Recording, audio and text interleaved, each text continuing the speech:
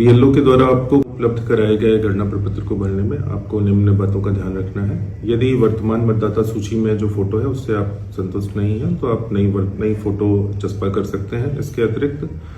जो मूल कॉलम में आपको जानकारियां भरनी है उसमें अपनी जन्म तिथि का विवरण भरना है, आधार संख्या वैकल्पिक है, मोबाइल नंबर, पिता या अभिभावक का नाम,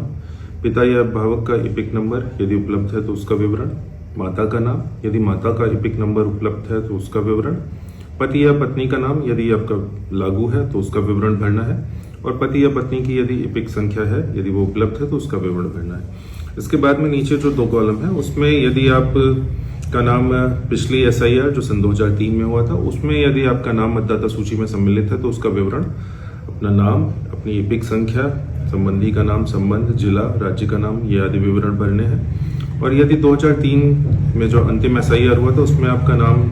नहीं है और आपके किसी परिजन का नाम उसमें है तो उसमें संबंधी का विवरण इसमें भरा जाना है। उसमें उनका नाम, उनकी इपिक संख्या, संबंधी का नाम, संबंध, जिला, राज्य, विधानसभा निर्वाचन क्षेत्र आदि का विवरण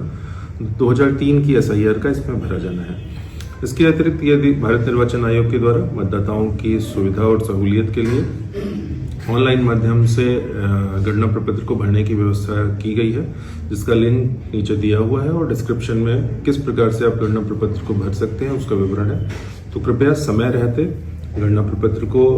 सही तरीके से शुद्धता से भर के BLO को उपलब्ध कराएं या ऑनलाइन माध्यम से गणना प्रपत्र को भरें। धन्यवाद।